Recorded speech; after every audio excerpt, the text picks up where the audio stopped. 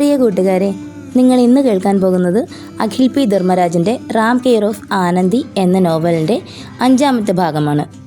ഇതിന് മുൻപുള്ള ഭാഗങ്ങൾ കേട്ടിട്ടില്ലാത്ത കൂട്ടുകാരുണ്ടെങ്കിൽ ആ ഭാഗം ഒന്ന് കേട്ടതിന് ശേഷം ഇത് കേൾക്കാൻ ശ്രമിക്കുമല്ലോ. അതുപോലെ തന്നെ ആദ്യമായിട്ട് എൻ്റെ ചാനൽ കാണുന്ന കൂട്ടുകാരും ഇതുവരെ സബ്സ്ക്രൈബ് ചെയ്യാത്ത കൂട്ടുകാരും ഉണ്ടെങ്കിൽ ചാനൽ ഒന്ന് സബ്സ്ക്രൈബ് ചെയ്തേക്കണേ.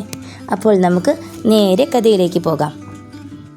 നീ കാണിച്ച ആ വീഡിയോയിൽ പോലെ ഒരാൾ എൻ്റെ ജീവിതത്തിലുമുണ്ടായിരുന്നു. ഒരു താടിക്കാരൻ. കണ്ടാൽ നിന്നെപ്പോലെ തന്നെ ഇരിക്കും. അവൾ അവൻ്റെ മുഖത്തെ ഓരോ ഭാഗത്തേക്കും നോക്കി നിർവികാരതയോടെ പറഞ്ഞു. എന്നിട്ടോ? റാം ആകാംക്ഷയോടെ ചോദിച്ചു. എന്നിട്ട് എന്താകാൻ? ഉപേക്ഷിച്ചങ്ങ് പോയി. മനസ്സ് തകർന്ന ഒരാളെപ്പോലെ അവൾ പറഞ്ഞു. ആ നിമിഷത്തിൽ അവൾ എന്തൊക്കെയോ ഓർമ്മകളിലൂടെ സഞ്ചരിക്കുകയാണെന്ന് റാമിന് തോന്നി. അവൻ എന്തിനാണ് നിന്നെ ഉപേക്ഷിച്ചത്? റാം അവളുടെ കണ്ണുകളിലേക്ക് നോക്കി ചോദിച്ചു. ഒരു നിമിഷം തൻ്റെ കഴിഞ്ഞുപോയ കാലത്തിൻ്റെ കഥകൾ അപ്പോൾ മാത്രം പരിചയപ്പെട്ട അവന് മുന്നിൽ തുറന്നു കൊടുക്കണോ എന്നവൾ സംശയിച്ചു. എന്നൊരു ദേഷ്യമാണെങ്കിൽ പറയണ്ട. അവളുടെ മുഖത്തെ ആ സംശയഭാവം കണ്ടപ്പോൾ അവൻ പറഞ്ഞു. നിന്നോട് എനിക്കിപ്പോൾ ദേഷ്യമൊന്നുമില്ല. പക്ഷേ ഞാൻ പറയുന്ന കാര്യങ്ങൾ നിന്നെപ്പോലൊരാൾക്ക് ഉൾക്കൊള്ളാൻ സാധിക്കുമെന്ന് തോന്നുന്നില്ല. മറ്റുള്ളവരുടെ കൂട്ടത്തിൽ നീ എന്നെ പെടുത്തല്ലേ മല്ലി. നിനക്ക് താല്പര്യമുണ്ടെങ്കിൽ മാത്രം പറയാം. അത് പറഞ്ഞിട്ട് അവളിൽ നിന്നും അവൻ മുഖം തിരിച്ചു പിടിച്ചു.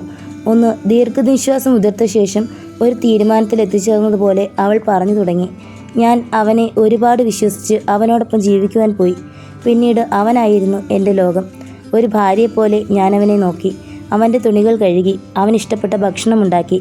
കിടക്കയിൽ അവനെ സന്തോഷിപ്പിക്കാൻ ഇഷ്ടമില്ലാതിരുന്നിട്ടും പല കാര്യങ്ങളും ചെയ്തു കൊടുത്തു. ദിവസവും അവൻ ജോലി കഴിഞ്ഞ് വീട്ടിലേക്ക് വരാനായി പഠിക്കൽ അങ്ങനെ കാത്തിരുന്നു. അവൻ്റെ ഒപ്പം താമസം തുടങ്ങി.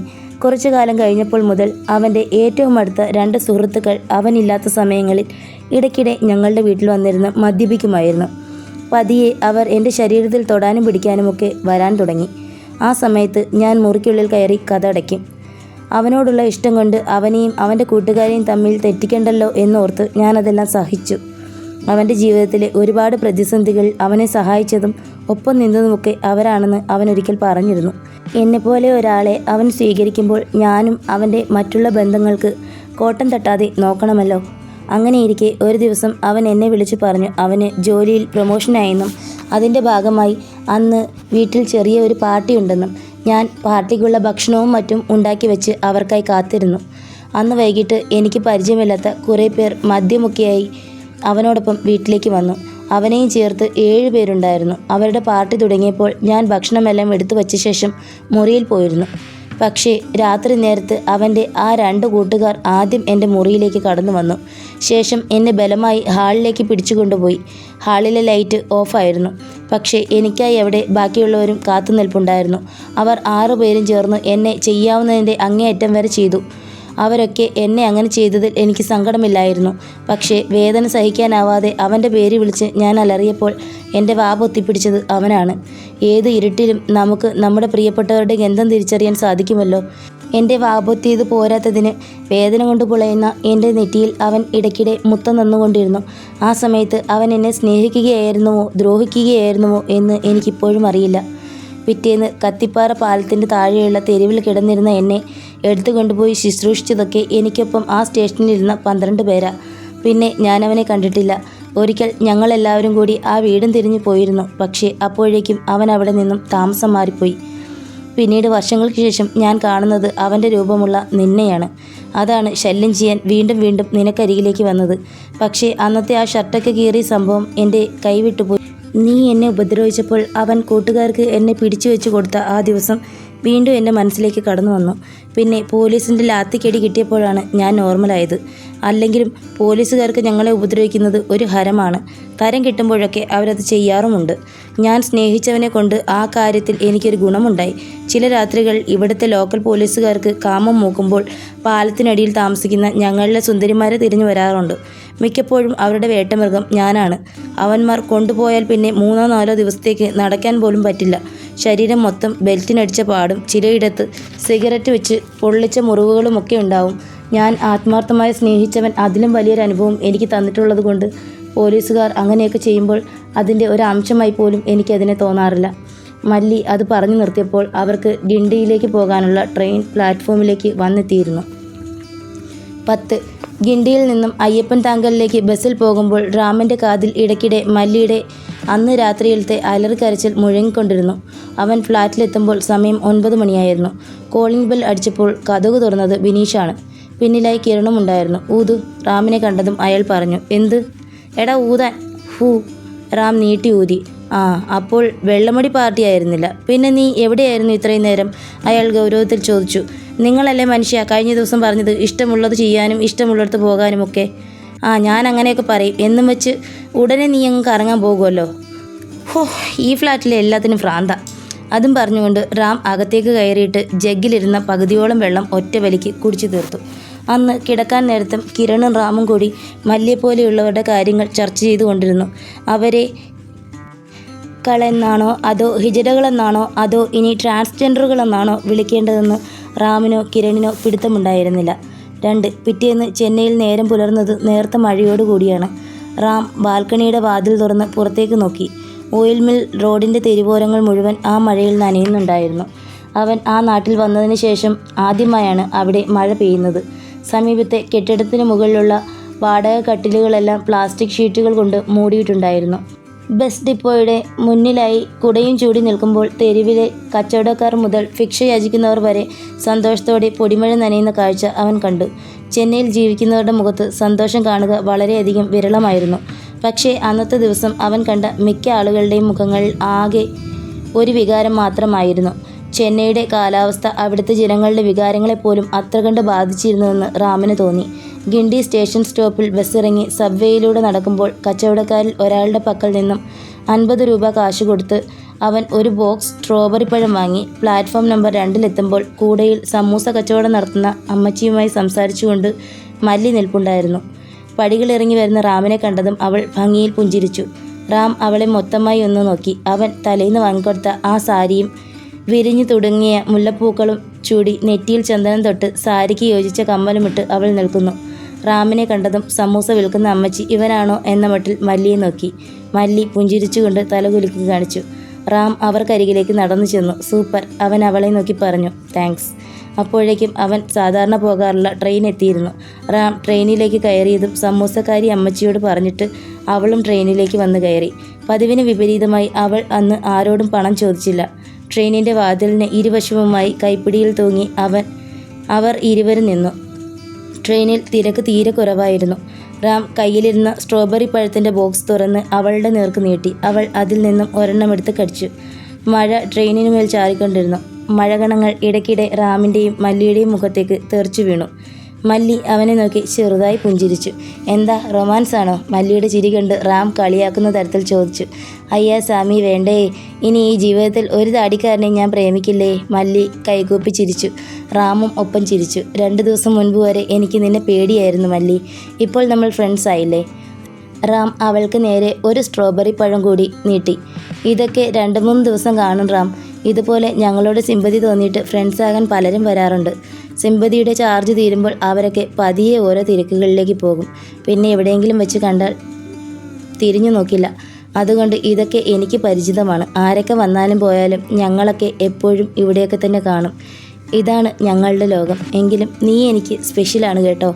മറ്റുള്ളവരെ പോലെയല്ല. എന്നെ കടയിൽ കൊണ്ടുപോയി സാരിയൊക്കെ വാങ്ങി തന്നില്ലേ? ഞാൻ സ്നേഹിച്ചവൻ പോലും എന്നെ ഒരുമിച്ചെങ്ങും കൊണ്ടുപോയിട്ടില്ല. ഇനി ഈ സാരി കാണുമ്പോഴെല്ലാം ഞാൻ നിന്നെ ഓർമ്മിച്ചോളാം. സിമ്പതിയുടെ പുറത്തു തോന്നിയ ഒന്നാണ് അവളോടുള്ള സൗഹൃദമെന്ന് റാമിന് തോന്നി. അവൾ പറഞ്ഞതുപോലെ സിമ്പതിയുടെ ചാർജ് തീരുമ്പോൾ ഇടയ്ക്ക് വെച്ച് അത് അണഞ്ഞു പോകുവാൻ സാധ്യതയുള്ള ഒന്നാണ്. ട്രെയിൻ നുങ്കമ്പാക്കം എത്തും വരെ അവനും അവളും തമ്മിൽ ഒന്നും തന്നെ സംസാരിച്ചില്ല. ട്രെയിനിൽ നിന്ന് ഇറങ്ങാൻ നേരത്ത് അവൻ സ്ട്രോബെറി ബോക്സ് അവൾക്ക് കൊടുത്തിട്ട് ബൈ പറഞ്ഞു. അവൾ വാതിലിൽ തന്നെ അവനെയും നോക്കി നിൽപ്പുണ്ടായിരുന്നു. അവളുടെ കണ്ണുകളിൽ എന്താണെന്ന് മനസ്സിലാക്കുവാൻ റാമിന് കഴിഞ്ഞില്ല. കുട നിവർത്തി കോളേജിലേക്കുള്ള നടത്തത്തിനിടയിൽ റെയിൻകോട്ടൊക്കെ ധരിച്ച രേഷ്മ അവനരികിൽ കൊണ്ട് വണ്ടി ചവിട്ടി നിർത്തി. ഓയ് റാം, കയറിക്കോ. നിന്റെ പിണക്കമൊക്കെ തീർന്നോ? റാം ചിരിച്ചുകൊണ്ട് ചോദിച്ചു. ആങ്ങളത്തെണ്ടിക്ക് ഒരു വട്ടം റീചാർജ് ചെയ്ത് കൊടുത്ത കാശാ ഞാൻ തിരിച്ചു ചോദിച്ചേ. എന്നും വെച്ച് ഞാൻ ഓർത്തോ നിങ്ങൾ വേറെ പെൺപിള്ളേരെ വെച്ച് വർക്ക് ഷൂട്ട് ചെയ്യുമെന്ന്? അവൾ ചിണുങ്ങുന്ന രീതിയിൽ പറഞ്ഞു. ഹഹഹ, അതൊരു കോമഡിയാണ്. വെട്രിയുടെ വർക്കിലെ അവളിച്ചി പിശക. ഒരു കറവക്കാരിയെ. മിക്കവാറും വെട്രിയെ വളയ്ക്കാൻ നല്ല ചാൻസ് ഉണ്ട്. അങ്ങനെ വന്നാൽ അവൻ്റെ കാശ് മൊത്തം അവൾ ഊറ്റിയെടുത്തോളും. അവൻ അങ്ങനെ തന്നെ വേണം. 189 രൂപയ്ക്ക് പകരം എല്ലാം പോയി അവൻ ജെട്ടിയിട്ട് തെരുവിൽ നിൽക്കണം. രേഷ്മ അത് മനസ്സിൽ കണ്ട് ആസ്വദിക്കുന്ന തരത്തിൽ ചിരിച്ചുകൊണ്ട് പറഞ്ഞു. നല്ല ബെസ്റ്റ് ആങ്ങളെയും പെങ്ങളും. വാ പോകാം, മഴ കൂടുന്നുണ്ട്. റാം കുടമടക്കി വണ്ടിയുടെ പിന്നിലേക്കിരുന്നു. രേഷ്മയും റാമും കോളേജിലേക്ക് എത്തുമ്പോൾ അവരോട് താഴെയുള്ള മിനി തിയേറ്റർ ഹാളിലിരിക്കാൻ ആനന്ദി പറഞ്ഞു. അതെന്താ അവിടെ? റാം ചോദിച്ചു. നിങ്ങൾ ചെയ്ത വർക്കുകളൊക്കെ പ്രിൻസിപ്പൽ ശ്രീനിവാസ് സാറിന് വലിയ സ്ക്രീനിൽ കാണണമെന്ന് പറഞ്ഞു. അയ്യയ്യോ, എൻ്റെ വർക്ക് കണ്ടാൽ പ്രിൻസി മിക്കവാറും എന്നെ അപ്പോൾ തന്നെ ഇവിടുന്ന് പറഞ്ഞു വിടും, രേഷ്മ ഭയത്തോടെ പറഞ്ഞു. ആനന്ദി ഇരുവർക്കും ഹാളിലേക്ക് പോകാനുള്ള വഴി കാണിച്ചു കൊടുത്തു. അവരവിടെ എത്തുമ്പോൾ ശിവസാർ ഉൾപ്പെടെ ക്ലാസ്സിലെ ബാക്കിയുള്ളവരൊക്കെയും എത്തിച്ചേർന്നിരുന്നു. 9:30 ബെൽ മുഴങ്ങിയ ശേഷം ആനന്ദിയും തിയേറ്റർ ഹാളിലേക്ക് വന്നെത്തി. സ്ക്രീനിങ്ങിൻ്റെ ഫോട്ടോകൾ കോളേജിൻ്റെ വെബ്സൈറ്റിൽ അപ്ലോഡ് ചെയ്യുവാനുള്ള ജോലി പ്രിൻസിപ്പൽ അവളെ ഏൽപ്പിച്ചിരുന്നു. പ്രിൻസിപ്പൽ ശ്രീനിവാസ് വന്നതും വർക്കുകളുടെ സ്ക്രീനിങ് ആരംഭിച്ചു. 2 മിനിറ്റ് ദൈർഘ്യമുള്ള 15 വർക്കുകളും തുടരെ സ്ക്രീനിൽ വന്നുപോയി.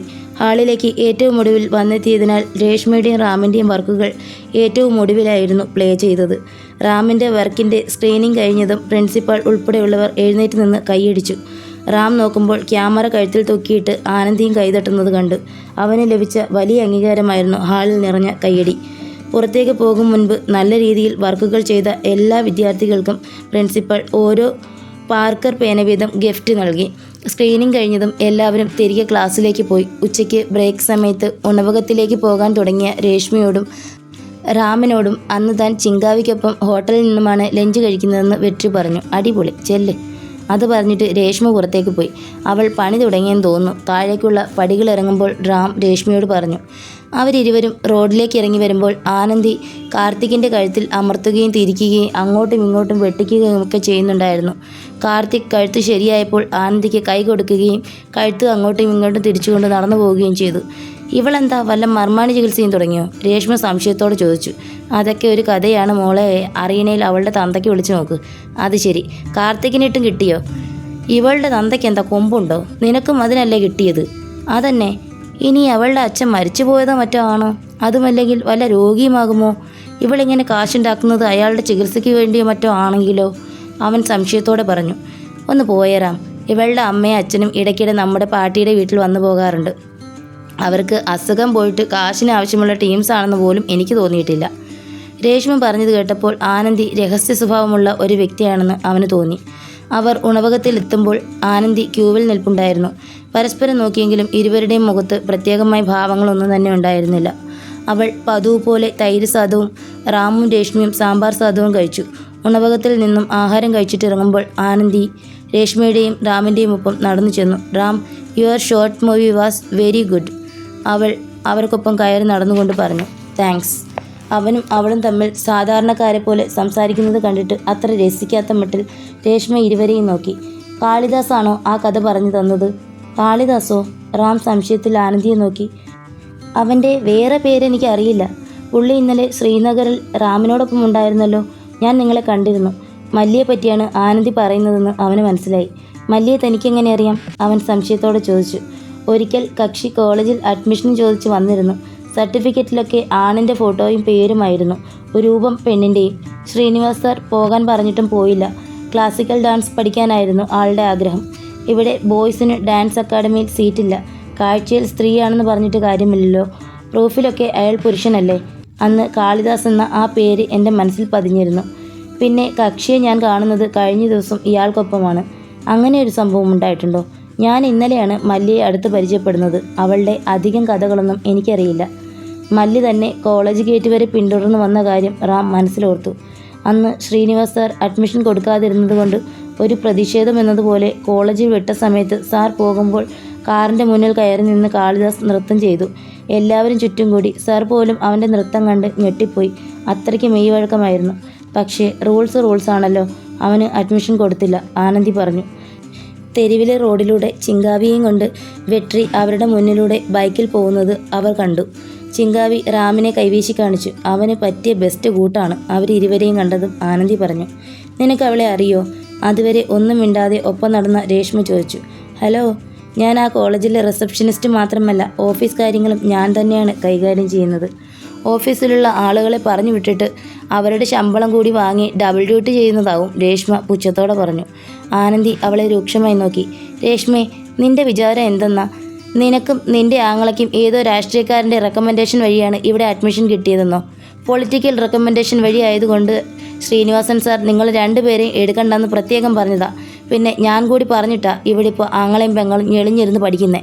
പാട്ടിക്ക് ഈ കാര്യങ്ങളൊക്കെ നന്നായിട്ട് അറിയാം. അത് കേട്ടപ്പോൾ രേഷ്മ ഒന്ന് ഞെട്ടി. അങ്ങനെ വരാൻ വഴിയില്ലല്ലോ, ചിറ്റപ്പൻ ADMKയുടെ അടുത്ത ആളാണല്ലോ. അവൾ അതിശയത്തോടെ പറഞ്ഞു. വേണമെങ്കിൽ സാറിനെ നേരിൽ കണ്ട് ചോദിക്ക്. ശ്രീനിവാസ് സാർ അമ്മാതിരി പൊളിറ്റിക്കൽ റെക്കമെൻഡേഷൻസ് വഴിയൊന്നും ആളെ എടുക്കാറില്ല. ലാസ്റ്റ് ടൈം ആയപ്പോൾ അഡ്മിഷൻ എടുത്ത 2 പേർ അഡ്മിഷൻ ക്യാൻസലാക്കി വേറെ എന്തോ കോഴ്സ് ചെയ്യുവാൻ പോയി. അങ്ങനെയാണെങ്കിൽ ഈ ബാച്ചിൽ 13 പേർ മതിയെന്ന് സാർ പറഞ്ഞു. ഒടുക്കം ആ ഗ്യാപ്പിലാണ് നിങ്ങളെ 2 പേരെയും ഞാൻ കഷ്ടപ്പെട്ട് തിരികെ കയറ്റിയേ. ആനന്ദി കാര്യങ്ങൾ കൂടുതൽ വ്യക്തമാക്കിയപ്പോൾ റാം രേഷ്മയെ ഒന്ന് നോക്കി. ആനന്ദിയോട് അടുക്കണോ അകലണോ എന്നറിയാതെ രേഷ്മ ഒരു നിമിഷം നിന്നു. സോറി. ആനന്ദിയുടെ മുഖത്ത് നോക്കാതെ രേഷ്മ നിലത്ത് നോക്കിക്കൊണ്ട് പറഞ്ഞു. അത് കേട്ട് റാം ഉറക്കെ ചിരിച്ചു. തൊട്ട് പിന്നാലെ ആനന്ദിയും അവൾക്ക് പിന്നാലെ രേഷ്മയും ചിരിച്ചു തുടങ്ങി. ഇനി ആ പെണ്ണിൻ്റെ കാര്യം പറ. ചിരി അടക്കി പിടിച്ചുകൊണ്ട് രേഷ്മ ചോദിച്ചു. യെസ്, അവൾ ചിങ്കാവി സുബ്രഹ്മണ്യം. കണ്ടാൽ പാവമാണ്. പക്ഷേ ഒരിക്കൽ ഇവളെപ്പറ്റി പത്രത്തിൽ വാർത്ത വന്നിട്ടുണ്ട്. വേലച്ചേരി എന്ന സ്ഥലത്ത് റെൻറ്റിന് താമസിച്ചിരുന്ന വീടിൻ്റെ ബാൽക്കണിയിൽ കഞ്ചാവ് ചെടി വളർത്തിയതിന് ഇവളെ പോലീസ് പിടിച്ചതാ. ഇവളുടെ കൂടെ ഒരുത്തി കൂടിയുണ്ട്. അവളാ മെയിൻ കഞ്ചാവ് ഡീലർ. ഇരുവരും ഒന്നിച്ച് താമസം. 2 പേരും മാനസികമായി ദുർബലരായ പണക്കാരായ ആണുങ്ങളെ തേടിപ്പിടിച്ച് വലയിലാക്കാൻ നടക്കുന്നവരാ. കുറച്ചുനാൾ കൊണ്ടു നടന്ന് കഞ്ചാവൊക്കെ കൊടുത്ത് മയക്കിയ ശേഷം അവരെ പറ്റിക്കും. റാമിൻ്റെ വർക്കിൽ അഭിനയിച്ച സൗമ്യ ഉൾപ്പെടെ ഡാൻസ് അക്കാഡമിയിലെ ചില പെൺപിള്ളേർക്കും ഇവൾ കഞ്ചാവ് കൊടുക്കുന്നുണ്ടെന്ന് ചെറിയൊരു ന്യൂസ് കിട്ടിയിട്ടുണ്ട്. ഇവൾ എന്തിനാണ് ഫുൾ ഫീസ് അടിച്ച് ക്ലാസിക്കൽ ഡാൻസ് പഠിക്കാൻ ചേർന്നതെന്ന് ഇതുവരെ മനസ്സിലാവാത്ത ഒരു കാര്യമാണ്. ഡാൻസ് ടീച്ചേഴ്സ് ഇവളെ പഠിപ്പിച്ച് മടുത്തു. കൃത്യമായി ഒരു മുദ്ര പോലും അവൾക്കറിയില്ല. മിക്കപ്പോഴും അവൾക്ക് കാലുവേദനയാണ്. അങ്ങനെ സംശയം തോന്നി ഇവളെപ്പറ്റി തിരക്കിയപ്പോഴാണ് ഈ വിവരങ്ങളൊക്കെ നമ്മളറിയുന്നത്. ചിങ്കാവിയെ പുറത്താക്കാൻ വേണ്ടി എന്തെങ്കിലും ഒരു കാര്യം കിട്ടാൻ നോക്കിയിരിക്കുക ശ്രീനിവാസ് സാർ. പാസ്റ്റ് ലൈഫ് നോക്കി ഒരാളെ കോളേജിൽ നിന്നും പുറത്താക്കാൻ കഴിയില്ലല്ലോ. ആനന്ദി പറയുന്നത് കേട്ട് രേഷ്മയും റാമും കണ്ണും വീഴ്ച് പരസ്പരം നോക്കി. അപ്പോൾ വെട്രി? രേഷ്മ സംശയത്തോടെ ചോദിച്ചു. അവൻ്റെ കാര്യം പോക്ക. വൈകാതെ അവനും കഞ്ചാവായിക്കോളും. ആനന്ദി അത് പറഞ്ഞപ്പോൾ രേഷ്മ അവളുടെ സങ്കല്പ ലോകത്തിലേക്ക് ഊളിയിട്ട് പോയി. അതിലായി വെട്രിയും ചിങ്കാവിയും കൂടി ഒരു പ്രദേശത്ത് കഞ്ചാവ് കൃഷി നടത്തുകയാണ്. വെട്രി കഞ്ചാവ് ചെടിക്ക് വെള്ളം ഒഴിക്കുന്നു. ചിങ്കാവി കഞ്ചാവ് ചെടിയുടെ ഇലകൾ നുള്ളുന്നു. രേഷ്മ തെരുവിലൂടെ ആകാശത്തിലേക്ക് നോക്കി യാന്ത്രികമായി നടന്നു വരുന്ന അവളെ റാം കുലുക്കി വിളിച്ചു. അയ്യോ എൻ്റെ ആങ്ങള, അവനെ എനിക്ക് രക്ഷിക്കണം. രേഷ്മ സ്വപ്നലോകത്തിൽ നിന്നും ഞെട്ടി ഉണർന്നുകൊണ്ട് പറഞ്ഞു. നീ പേടിക്കാതെ, ഇന്ന് അവരുടെ ഫസ്റ്റ് ഡേറ്റിംഗ് അല്ലേ ആയിട്ടുള്ളൂ. നമുക്ക് വൈകിട്ട് അവനോട് കാര്യം വിശദമായി തന്നെ പറയാം. റാം അവളെ സമാധാനപ്പെടുത്തി. പക്ഷേ ആ കൂടെ നടക്കുന്ന സൗമ്യ അന്ന് ചിങ്കാവിയെപ്പറ്റി അത്ര നല്ലതല്ലല്ലോ എന്നോട് പറഞ്ഞത്. റാം പറഞ്ഞു. എങ്കിൽ അന്ന് അവൾ കഞ്ചാവ് അടിച്ചിട്ടുണ്ട്. ഇതുങ്ങൾ കഞ്ചാവ് അടിച്ചാൽ പരസ്പരം കുറ്റപ്പെടുത്തുമെന്ന് പറഞ്ഞു കേട്ടിട്ടുണ്ട്. അപ്പോഴേക്കും അവർ 3 പേരും നടന്ന് കോളേജിലേക്ക് എത്തിയിരുന്നു. ആ സമയത്ത് സൗമ്യ ഗേറ്റിനരികിൽ നിൽപ്പുണ്ടായിരുന്നു. ചേട്ടനല്ലേ ശ്രീറാം? അവൾ അവരുടെ അടുത്തേക്ക് വന്നുകൊണ്ട് ചോദിച്ചു. തലേന്ന് അത്രയും സമയം തനിക്കൊപ്പം ഒന്നിച്ചുണ്ടായിരുന്നവൾ അതുവരെ പരിചയമില്ലാത്ത ഒരാളോട് സംസാരിക്കുന്നത് പോലെ സംസാരിക്കുന്നത് കേട്ട് റാം ഞെട്ടിപ്പോയി. അതെന്താ? അല്ല, എൻ്റെ എന്തോ വീഡിയോ എടുത്ത് ചേട്ടൻ ഇവിടെയൊക്കെ കാണിച്ചു എന്ന് കേട്ടു. കണ്ടവരൊക്കെ എന്നോട് നന്നായെന്ന് പറയുന്നു. എനിക്ക് സംഭവം എന്താണെന്ന് പിടികിട്ടിയില്ല. അതൊന്ന് കാണിച്ചു തരാമോ? അത് കേട്ട് ആനന്ദിയും രേഷ്മയും ഞെട്ടലോടെ റാമിനെ നോക്കി. റാം അപ്പോൾ വായും തുറന്നു നിൽക്കുകയായിരുന്നു. റാം തൻ്റെ മൊബൈലിൽ സൗമ്യയെ വീഡിയോ കാണിച്ചു കൊണ്ടിരുന്നപ്പോൾ ആനന്ദി രേഷ്മയോട് യാത്ര പറഞ്ഞ് കോളേജിനകത്തേക്ക് കയറിപ്പോയി. വീഡിയോ കണ്ടു കഴിഞ്ഞതും അത് അവളുടെ മൊബൈലിലേക്ക് അയച്ചു കൊടുക്കാൻ ആവശ്യപ്പെട്ടു. ഒടുവിൽ റാം ആ വീഡിയോ അയച്ചു കൊടുത്തതും സന്തോഷത്തോടെ അവൾ ഡാൻസ് അക്കാദമിയുടെ കെട്ടിടത്തിലേക്ക് ഓടിപ്പോയി. അവരിരുവരും ക്ലാസ്സിലേക്ക് ചെല്ലുമ്പോൾ വെട്രി ഫോണിൽ ചാറ്റ് ചെയ്തുകൊണ്ടിരിപ്പുണ്ടായിരുന്നു. രേഷ്മ അവൻ്റെ ഫോൺ നോക്കിയപ്പോൾ ചിങ്കു ബേബി എന്ന് സേവ് ചെയ്തിരിക്കുന്നത് കണ്ടു. ഡാ വെട്രി, നിന്നോട് സീരിയസ് ആയിട്ട് ഒരു കാര്യം പറയാനുണ്ട്, രേഷ്മ പറഞ്ഞു. അപ്പോഴേക്കും തയ്യാലൻ സർ ക്ലാസ്സിലേക്ക് കയറി വന്നു. ക്ലാസ്സിൽ പലയിടത്തായി സംസാരിച്ചു കൊണ്ടിരുന്നവർ സീറ്റുകളിലേക്ക് വന്നിരുന്നു. സിനിമാറ്റോഗ്രാഫി ക്ലാസ് നടക്കുമ്പോൾ ബുക്കിനടിയിൽ വെച്ച് വെട്രി ചിങ്കാവിയുമായി തകർത്ത് ചാറ്റ് ചെയ്യുന്നതും രേഷ്മയും റാമും നോക്കിയിരുന്നു. 3 മണിക്ക് ക്ലാസ് വിട്ടതും വെട്രി പെട്ടെന്ന് പോകാൻ നോക്കി. മച്ച, എന്താ ഇത്ര ധൃതി? രേഷ്മയ്ക്കും എനിക്ക് നിന്നോടൽപ്പം സംസാരിക്കാനുണ്ട്, എന്നിട്ട് നമുക്ക് പോകാം. റാം വെട്രിയെ പിടിച്ച് നിർത്തിക്കൊണ്ട് പറഞ്ഞു. മച്ച, ചിങ്കാവി കോഫി കുടിക്കാൻ വിളിക്കുന്നുണ്ട്. അവരുടെ ക്ലാസ് 2:30 കഴിഞ്ഞ. അരമണിക്കൂറായി അവൾ താഴെ വെയിറ്റ് ചെയ്യുക. നീ ഇന്ന് ട്രെയിനിൽ പോ. നമുക്ക് നാളെ കാണാം. ബൈ. ബാഗ് ഒരു വശത്ത് തോളിലേക്കിട്ട് എല്ലാവർക്കും മുന്നേ വെട്രി ക്ലാസ്സിൽ നിന്നും ഇറങ്ങി ഓടി. രേഷ്മയും റാമും ആ പോക്ക് നോക്കി നിന്നു. അവർ പടികൾ ഇറങ്ങി താഴേക്ക് വരുമ്പോൾ എന്തായി എന്ന് ആനന്ദി ആംഗ്യത്തിൽ രേഷ്മയോട് ചോദിച്ചു. പറഞ്ഞില്ല എന്ന് രേഷ്മയും തിരികെ ആംഗ്യം കാണിച്ചു. നാളെ അവനെ പിടിച്ചെടുത്തി കാര്യങ്ങൾ പറഞ്ഞ് മനസ്സിലാക്കാം എന്ന ധാരണയിൽ അന്ന് റാമും രേഷ്മയും പിരിഞ്ഞു. 2. റാം നുങ്കമ്പാക്കം റെയിൽവേ സ്റ്റേഷനിലേക്ക് നടക്കുമ്പോൾ ആനന്ദി അവനരികിൽ കൊണ്ടുവന്ന് സ്കൂട്ടർ ചവിട്ടി നിർത്തി. എങ്ങോട്ടാ? ഞാനോ? അതെ, ഗിണ്ടിയിലേക്ക്. ഒക്കെ കയറിക്കോ, ഞാൻ ഗിണ്ടിയിലിറക്കാം. ആനന്ദി തനിക്ക് ലിഫ്റ്റ് ഓഫർ ചെയ്യുമെന്ന് റാം സ്വപ്നത്തിൽ പോലും കരുതിയിരുന്നില്ല. ഇയാൾ പിന്നിലിരുന്നിട്ട് ഞാൻ ഓടിക്കണോ? റാം വണ്ടിയിൽ എവിടെ കയറണമെന്ന ആശങ്കയിൽ നിന്നുകൊണ്ട് ചോദിച്ചു. അതൊന്നും വേണ്ട, പിന്നിലിരുന്നാൽ മതി, അവൾ ആക്സിലേറ്ററിൽ കൈ കൊടുത്തുകൊണ്ട് പറഞ്ഞു. റാം ശ്രദ്ധയോടെ അവളുടെ ശരീരത്തിൽ സ്പർശിക്കാതെ വണ്ടിയുടെ പിന്നിലേക്കിരുന്നു. എന്നിട്ട് അവൻ്റെ ബാഗ് ഊരി അവർക്കിടയിൽ വട്ടം വെച്ചു. അവൻ കയറിയതും അവൾ വണ്ടി മുമ്പോട്ടെടുത്ത് നുങ്കമ്പാക്കത്തെ തിരക്കിനിടയിലൂടെ ഹോൺ തുടരെ മുഴക്കിക്കൊണ്ട് പാഞ്ഞുപോയി. റാം ആദ്യമായിട്ടായിരുന്നു ലൂണ സ്കൂട്ടറിൽ കയറുന്നത്. ഒരുപാട് പഴക്കമുള്ളതാണെങ്കിലും ആനന്ദി അത് നല്ലതുപോലെ സൂക്ഷിക്കുന്നുണ്ടെന്ന് അവന് മനസ്സിലായി. അതുപോലെ തന്നെ എപ്പോഴും അതിൻ്റെ ഹെഡ്ലൈറ്റിൽ ഒരു പൂമാല പ്രത്യക്ഷമായിരുന്നു. ഇന്നിനി പരിപാടി ഒന്നുമില്ലേ? യാത്രക്കിടയിൽ റാം ചോദിച്ചു. പിന്നില്ലേ, അയ്യപ്പൻ താങ്കൽ ഇന്നൊരു ബർത്ത്ഡേ ഫംഗ്ഷൻ പിടിച്ചിട്ടുണ്ട്, നേരെ അങ്ങോട്ടേക്കാ. അയ്യപ്പൻ താങ്കലോ? ഞാനും അവിടേക്കാ? അവിടെയാണോ റാം താമസിക്കുന്നത്? അതെ. ആഹാ, രക്ഷപ്പെട്ടല്ലോ, സ്ട്രെയിറ്റ് ആയിട്ട് അവിടെ എത്താമല്ലോ. റാം പിൻസീറ്റിലിരുന്ന് പുഞ്ചിരിച്ചു. ആനന്ദി അവൻ്റെ ചിരി മിററിൽ കൂടി നോക്കി. ഇയാൾ നന്നായി നുണ പറയുമല്ലോ, അവൾ ചോദിച്ചു. ഇല്ല, ഞാനങ്ങനെ നുണ പറയാറില്ല. അതെന്താ അങ്ങനെ ചോദിച്ചേ? നിനക്ക് നുണക്കുഴിയുണ്ട്. അത് കേട്ട് റാം ഉറക്കെ ചിരിച്ചു. ആരോടും പറയില്ലിൽ ഞാനൊരു രഹസ്യം പറയാം. അത് നുണക്കുഴിയല്ല, ചെറുപ്പത്തിൽ ഒരു കോഴിയെ ഉമ്മ വച്ചതാണ്. അതൊരു കൊത്തങ്ങ് തന്നു. എന്ത്? ആനന്ദി വണ്ടി നിർത്തിയിട്ട് പിന്നിലേക്ക് തിരിഞ്ഞു നോക്കിക്കൊണ്ട് ചോദിച്ചു. അതിന് മറുപടി പറയും പോലെ റാം തൻ്റെ കോഴിക്കുഴി നല്ല രീതിയിൽ കാണുന്ന തരത്തിൽ ഒന്നുകൂടി ചിരിച്ചു കാട്ടി. ആനന്ദി അത് കണ്ട് വാപൊട്ടിച്ചിരിച്ചു. വീണ്ടും വണ്ടി മുന്നോട്ട് നീങ്ങി. ഇടയ്ക്കിടെ അവൾ മിററിലൂടെ നോക്കുകയും അടക്കി പിടിച്ച് ചിരിക്കുകയും ചെയ്തു. അവളുടെ ചിരി കണ്ട് റാമും മിററിലൂടെ ഇടയ്ക്കിടെ അവളെ ഇളിച്ചു കാട്ടി. അയ്യപ്പൻ താങ്കൾ ബസ് ഡിപ്പോ എത്തുന്നതിന് മുൻപ് ആനന്ദിക്ക് ഒരു ഫോൺ കോൾ വന്നു. അവൾ റോഡിനരികിലേക്ക് വണ്ടി ഒതുക്കി നിർത്തി. ഹലോ ജോൺ, നിങ്ങൾ എത്തിയോ? അവൾ വണ്ടിയിൽ നിന്നും ഇറങ്ങിക്കൊണ്ട് അല്പം മാറി നിന്ന് സംസാരിച്ചു. റാം വണ്ടിയുടെ പിൻവശത്ത് തന്നെ ഇരുന്ന് അവളുടെ സംസാരം ശ്രദ്ധിച്ചു. എന്തൊക്കെയോ കാര്യമായ സംസാരങ്ങളും ഒച്ചയിടലുമൊക്കെ ഫോണിലൂടെ ഉണ്ടായി. കോൾ കട്ടായുടൻ അവൾ വല്ലാത്ത ടെൻഷനിൽ കാണപ്പെട്ടു. ഒടുവിൽ ആരെയൊക്കെ തുടരെ വിളിക്കുകയും നിരാശയോടെ വണ്ടിക്കരികിലേക്ക് തിരികെ വരികയും ചെയ്തു. എന്തുപറ്റി? റാം ചോദിച്ചു. നല്ലൊരു പണി കിട്ടി. എൻ്റെ വർക്കുകൾ സ്ഥിരമായ കാറ്ററിങ്ങിന് വരുന്ന 5 പേരുണ്ട്. അവന്മാർ കഴിഞ്ഞ വർക്കിൽ ഓരോരുത്തർക്കും 300 രൂപ വെച്ച് കൂടുതൽ വേണമെന്ന് പറഞ്ഞു. ഇപ്പോൾ തന്നെ 2-3 മണിക്കൂറിൻ്റെ പരിപാടിക്ക് ഞാൻ 500 രൂപ വെച്ച് കൊടുക്കുന്നുണ്ട്.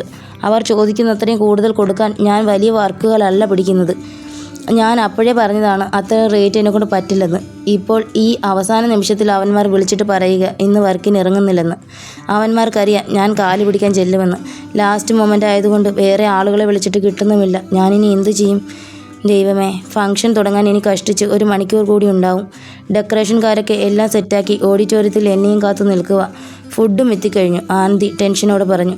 ഇയാൾ ടെൻഷൻ അടിക്കാതെ. കാറ്ററിംഗ് ടീമിന് യൂണിഫോം ഉണ്ടോ? ഉണ്ട്, പക്ഷേ അതൊക്കെ അവന്മാരുടെ കയ്യിലാണ്. എന്താ കാര്യം? അതിട്ടില്ലേൽ പ്രോബ്ലം ഉണ്ടോ? ഇല്ല. വെയിറ്റ്, പറ്റിയാൽ 2 പേരെ ഞാൻ ഒപ്പിക്കാം. റാം പെട്ടെന്ന് ഫോണെടുത്ത് ബിനീഷേട്ടൻ്റെ നമ്പർ ഡയൽ ചെയ്തു. ഹലോ ബിനീഷേട്ടാ, ഫ്രീ അല്ലേ? പെട്ടെന്ന് റെഡി ആയിക്കോ. 3/4 മണിക്കൂറിനകം കിരണിനെയും കൂട്ടി ഞാൻ പറയുന്നിടത്ത് എത്തണം. ഒരു ഫംഗ്ഷനാണ്. ലൊക്കേഷൻ ഞാൻ വാട്സപ്പിൽ അയക്കാം. താമസിക്കല്ലേ? അത്രയും പറഞ്ഞ ശേഷം ബിനീഷേട്ടൻ തിരിച്ചെന്തെങ്കിലും ചോദിക്കും മുൻപേ റാം കോൾ കട്ടാക്കി. ആനന്ദി അത്ഭുതത്തോടെ റാമിനെ നോക്കി. ഞാൻ ഉൾപ്പെടെ 3 പേരുണ്ട്. നീ കൂടി വിളമ്പാൻ കയറില്ലേ? പിന്നില്ലേ? എങ്കിൽ ഫംഗ്ഷൻ നടക്കുന്നിടത്തേക്ക് വണ്ടി വിട്ടോ. അവരെത്തുമ്പോഴേക്കും നമുക്കെല്ലാം സെറ്റാക്കി വയ്ക്കാം. അത് കേട്ടതും ആനന്ദി ആവേശത്തോടെ വണ്ടിയിലേക്ക് കയറി. ഓയിൽ മിൽ റോഡിലൂടെ പോകുമ്പോൾ റാം അവൾക്ക് തൻ്റെ ഫ്ലാറ്റ് കാട്ടിക്കൊടുത്തു. ആ സമയത്ത് ബിനീഷേട്ടൻ ബാൽക്കണിയിലെ അയയിൽ കിടക്കുന്ന ജീൻസും എടുത്തുകൊണ്ട് അകത്തേക്ക് വേഗത്തിൽ പോകുന്നത് റാം കണ്ടു. തന്നെ കാണാതിരിക്കുവാനായി അവൻ വേഗം മുഖം തിരിച്ചു കളഞ്ഞു. ആനന്ദിയും റാമും കൂടി ഫംഗ്ഷൻ നടക്കുന്ന ഓഡിറ്റോറിയത്തിൻ്റെ മുന്നിലേക്ക് എത്തിയതും അവിടെയായി ഡെക്കറേഷന് വന്നവരും ഫുഡും കൊണ്ട് വന്നവരും ആനന്ദിയും കാത്തു നിൽപ്പുണ്ടായിരുന്നു. അധികം വലിപ്പമില്ലാത്ത ബർത്ത്ഡേ പോലുള്ള ചെറിയ പരിപാടികൾ നടത്താൻ പറ്റിയ ഒരു ചെറിയ ഓഡിറ്റോറിയമായിരുന്നു അത്. അതിഥികൾ എത്തിത്തുടങ്ങിയിരുന്നു. ആനന്ദി വണ്ടി ഒതുക്കി ഡെക്കറേഷൻകാർക്ക് പണം കൊടുത്ത് പറഞ്ഞു വിട്ടു. റാം, ആ വെൽക്കം ഡ്രിങ്ക്സ് ഒന്ന് ഗ്ലാസ്സിലാക്കി വെക്കാമോ? ഗസ്റ്റൊക്കെ നേരത്തെ തന്നെ എത്തി തുടങ്ങിയിട്ടുണ്ട്. ഞാൻ ഫുഡിൻ്റെ വണ്ടി ഒന്ന് പറഞ്ഞു വിട്ടിട്ട് വേഗം വരാം. അത് കേട്ടതും റാം വേഗത്തിൽ ഹാളിലേക്ക് കയറുന്നിടത്ത് സെറ്റ് ചെയ്തിരുന്ന വെൽക്കം ഡ്രിങ്ക് ടേബിളിനരികിലേക്ക് ചെന്ന് ഗ്ലാസുകൾ നിരത്തി വെച്ച് ഒരു വലിയ പാത്രത്തിൽ വച്ചിരുന്ന ഐസിട്ട മാംഗോ ജ്യൂസ് ഗ്ലാസുകളിലേക്ക് ഒഴിച്ചു തുടങ്ങി. എന്താടോ ഇത്? നിങ്ങൾക്ക് തോന്നുന്ന സമയത്താണോ വരുന്നത്? 10ഓളം ആളുകൾ വന്നു കഴിഞ്ഞു. ജ്യൂസ് വേഗം ഇരിക്കുന്നവർക്ക് അങ്ങോട്ടേക്ക് കൊണ്ടുപോയി കൊടുക്ക്. ആ കുടുംബത്തിലെ പ്രായമായ ഒരമ്മാവൻ റാമിനെ ചീത്ത പറഞ്ഞിട്ട് അകത്തേക്ക് പോയി. റാം വേഗത്തിൽ ഗ്ലാസുകൾ നിറച്ച് അകത്ത് കസേരകളിലിരിക്കുന്നവർക്ക് കൊണ്ടുപോയി കൊടുത്തു. അപ്പോഴേക്കും ആനന്ദിയും വന്നെത്തി. ഷോൾ അരയിലേക്ക് കെട്ടിവെച്ച് അവളും ഗ്ലാസുകളിൽ ജ്യൂസ് നിറച്ചു. 140 ഗ്ലാസുകൾ കൂടി നിറച്ചു വെച്ചതിന് ശേഷം ഇരുവരും ഹാളിനുള്ളിൽ ഭക്ഷണം സെറ്റ് ചെയ്തിരിക്കുന്ന സ്ഥലത്തേക്ക് പോയി. ബിരിയാണി ചെമ്പിൽ നിന്നും വിളമ്പുന്ന പാത്രങ്ങളിലേക്ക് ആക്കിയാൽ മാത്രം മതിയായിരുന്നു. ബുഫേ ആയത് നന്നായി, ഇല്ലേൽ ഓടി നടന്ന് വിളമ്പി നടുവൊടിഞ്ഞേനെ, റാം പറഞ്ഞു. അത് കേട്ട് ആനന്ദി ചിരിച്ചു. അപ്പോഴേക്കും ഫംഗ്ഷന് വിളിച്ചവർ എത്തി തുടങ്ങിയിരുന്നു. യവനിക എന്നും യാഷിക എന്നും പേരുള്ള ഇരട്ട പെൺകുട്ടികളുടെ 1ാം പിറന്നാളായിരുന്നു അവിടെ. ഹാളിനുള്ളിലെ സ്റ്റേജിൽ കേക്ക് മുറിക്കുമ്പോൾ ആനന്ദിയും റാമും എല്ലാം സെറ്റാക്കി വെച്ച് ഹാളിൻ്റെ പടിവാതിലിലേക്ക് നോക്കി നിൽക്കുകയായിരുന്നു. അവർ വരുമല്ലോ അല്ലേ? അത്രയും സമയം നല്ല രീതിയിൽ നിന്നിരുന്ന ആനന്ദിയുടെ മുഖത്ത് വീണ്ടും ടെൻഷൻ വന്നു നിറഞ്ഞു. ഞാൻ ലൊക്കേഷനൊക്കെ പറഞ്ഞു കൊടുത്തിരുന്നു. വിളിച്ചപ്പോൾ അടുത്തെത്തിയെന്നാണ് പറഞ്ഞത്. പക്ഷേ ഇപ്പോൾ വിളിച്ചിട്ട് ഫോൺ എടുക്കുന്നില്ല. അവളുടെ മുഖത്ത് ടെൻഷൻ കണ്ട് റാമിനും പരിഭ്രമമായി. അപ്പോഴേക്കും കേക്ക് മുറി കഴിഞ്ഞ് ആളുകൾ ഭക്ഷണം ക്രമീകരിക്കുന്ന ഭാഗത്തേക്ക് എഴുന്നേറ്റ് വന്നു തുടങ്ങിയിരുന്നു. റാമിൻ്റെയും ആനന്ദിയുടെയും നെഞ്ചിടിപ്പ് പരമാവധി വർദ്ധിച്ചു. റാമിന് കാര്യങ്ങൾ തൻ്റെ കൈവിട്ട് പോയതുപോലെ തോന്നി. അന്നേരം കിരണും ബിനീഷും അല്പം പരിങ്ങലോടെയാണ് ഹാളിൻ്റെ പടി കടന്ന് വന്നത്. റാം നോക്കുമ്പോൾ ഇരുവരും ഷർട്ടൊക്കെ ഇൻ ചെയ്ത് അടിപൊളിയായിട്ടാണ് വന്നേക്കുന്നത്.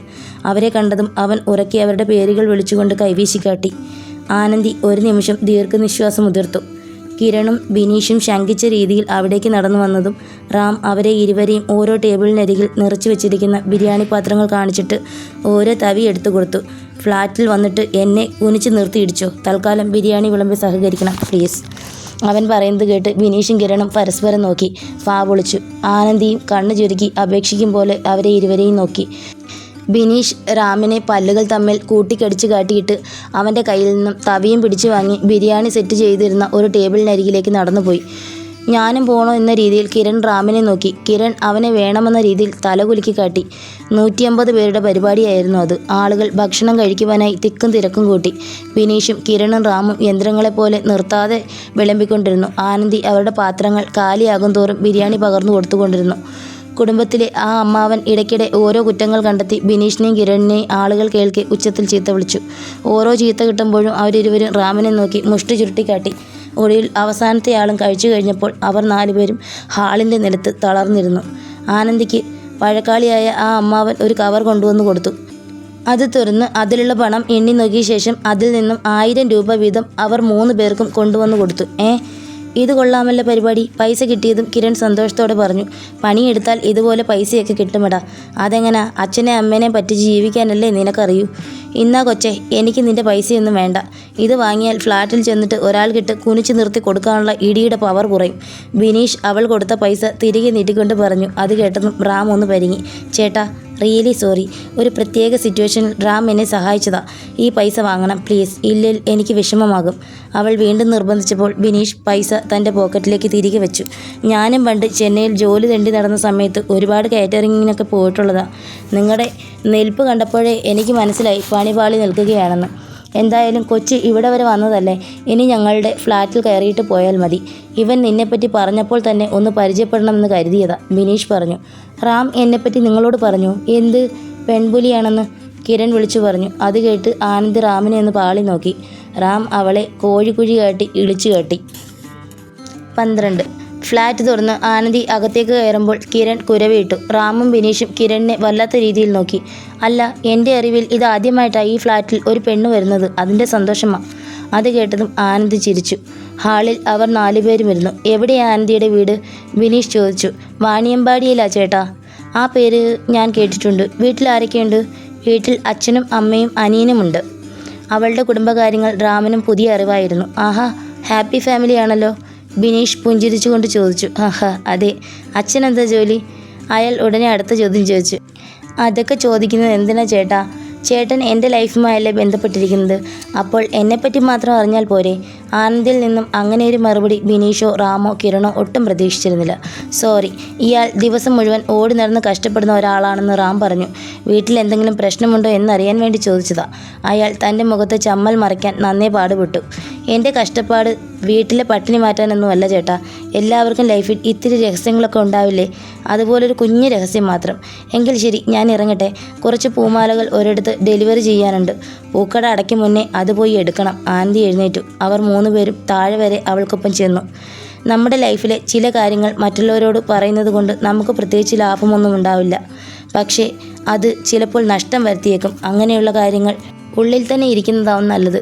വണ്ടിയിലേക്ക് കയറും മുൻപ് ബിനീഷിനെ നോക്കി അവൾ പറഞ്ഞു. അവളുടെ ഉള്ളിൽ ഒരു കനലുണ്ട്. വൈകാതെ അത് ആളും. ആനന്ദി പോയതും ബിനീഷ് പറഞ്ഞു. റാമിന് ആനന്ദി പറഞ്ഞതിൻ്റെയോ ബിനീഷ് ചേട്ടൻ പറഞ്ഞതിൻ്റെയോ അർത്ഥങ്ങൾ മനസ്സിലായില്ല. അന്ന് ഉറങ്ങാൻ കിടക്കുമ്പോൾ ആനന്ദി പറഞ്ഞ കാര്യങ്ങൾ അവൻ തിരിച്ചും മറിച്ചും ചിന്തിച്ചു. ഒടുവിൽ എപ്പോഴോ ഉറങ്ങുകയും ചെയ്തു. 2. അന്നും തലേന്നത്തെ പോലെ മഴ ചാറുന്നുണ്ടായിരുന്നു. ഇന്നലത്തെ അപേക്ഷിച്ച് അന്നത്തെ മഴയ്ക്ക് അല്പം കൂടി ശക്തിയുണ്ടായിരുന്നു. റെയിൽവേ മേൽപ്പാലത്തിൻ്റെ പടികളിറങ്ങി വരുമ്പോൾ ആദ്യത്തെ ബെഞ്ചിലായി മല്ലി ഇരിപ്പുണ്ടായിരുന്നു. റാമിനെ കണ്ടതും അവൾ ചിരിച്ചുകൊണ്ട് എഴുന്നേറ്റു. മല്ലി നിന്നെയും നോക്കി കുറേ നേരമായി ഇരിക്കുക. സമൂസ വിൽക്കുന്ന അമ്മച്ചി റാമിനെ കടന്നു പോകുമ്പോൾ പറഞ്ഞു. Hello, good morning. റാം ഒരു പുഞ്ചിരിയോടെ പറഞ്ഞു. Good morning. നീ ലേറ്റായല്ലോ. ട്രെയിൻ പോയി. അയ്യോ, പോയോ? സാരമില്ല, ഇരിക്ക്. 15 മിനിറ്റ് കഴിഞ്ഞാൽ ഒരെണ്ണമുണ്ട്. നമുക്ക് അതിൽ പോകാം. മല്ലി തിരികെ ബെഞ്ചിലേക്ക് ഇരുന്നു കൊണ്ട് പറഞ്ഞു. റാമും അവൾക്കൊപ്പം ഇരുന്നു. ഇരുവരും റെയിൽവേ ട്രാക്കിലും പ്ലാറ്റ്ഫോമിൻ്റെ അറ്റത്തുമായി മഴത്തുള്ളികൾ വീഴുന്നത് നോക്കിയിരുന്നു. ആരായി കാളിദാസ്? അല്പനേരത്തെ മൗനത്തിന് ശേഷം റാം ചോദിച്ചു. ആരാണെന്ന് അറിഞ്ഞു വെച്ചുകൊണ്ട് ആ ചോദ്യം ചോദിക്കുന്നതിൽ എന്തർത്ഥം റാം? അവൾ ലാഘവത്തോടെയാണ് അത് പറഞ്ഞത്. ഞാൻ പഠിക്കുന്ന സ്ഥാപനത്തിൽ ക്ലാസിക്കൽ ഡാൻസിന് ചേരാൻ വന്ന കാളിദാസിൻ്റെ പഴയ കാലം അറിയണം. റാം മല്ലിയുടെ കണ്ണുകളിലേക്ക് നോക്കിക്കൊണ്ട് പറഞ്ഞു. കാളിദാസിൻ്റെ പഴയകാലമൊക്കെ കേട്ട് ഇത്ര രാവിലെ തന്നെ നിൻ്റെ മൂഡ് കളയണോ? മൂടൊക്കെ നമ്മൾ തന്നെ ഉണ്ടാക്കുന്നതല്ലേ മല്ലി? ഹഹഹ, ശരിയാണ്. നമ്മൾ എങ്ങനെയാവണമെന്ന് തീരുമാനിക്കുന്നത് നമ്മളാണ്. അതാണല്ലോ കാളിദാസിനെ നീ മല്ലിയായി പരിചയപ്പെട്ടതും. പറയ് മല്ലി, നിനക്ക് +2 വരെ പഠിച്ച സർട്ടിഫിക്കറ്റുകളൊക്കെ ഉണ്ടെങ്കിൽ അതിൽ നീ ഒരാണാണെങ്കിൽ മല്ലി തെരുവിൽ വളർന്നതല്ല. എന്താ നിൻ്റെ കഥ? എനിക്കറിയണം. റാം അവളുടെ മുഖത്ത് തന്നെ നോക്കിയിരുന്നു. കഥ കേട്ടാൽ മാത്രമേ അവൻ അടങ്ങൂ എന്ന് മനസ്സിലായപ്പോൾ മഴത്തുള്ളികൾ വീഴുന്ന ട്രാക്കിലേക്ക് നോക്കി മല്ലി പറഞ്ഞു തുടങ്ങി. പ്രിയ കൂട്ടുകാരെ, കഥ നിങ്ങൾക്ക് ഇഷ്ടമാകുന്നുണ്ടെങ്കിൽ ലൈക്ക് ചെയ്യാനും കമൻറ്റ് ചെയ്യാനും തീർച്ചയായും മറക്കരുതേ. നിങ്ങളുടെ വിലപ്പെട്ട അഭിപ്രായങ്ങളും നിർദ്ദേശങ്ങളും തീർച്ചയായും എന്നെ അറിയിക്കണം. നിങ്ങളുടെ സപ്പോർട്ടാണ് എനിക്ക് മുന്നോട്ട് പോകാനുള്ള ഊർജം. ഇനി ഈ കഥയുടെ ബാക്കി ഭാഗവുമായി ഞാൻ വരും വരേക്കും നിങ്ങൾക്കെല്ലാവർക്കും വിടാം.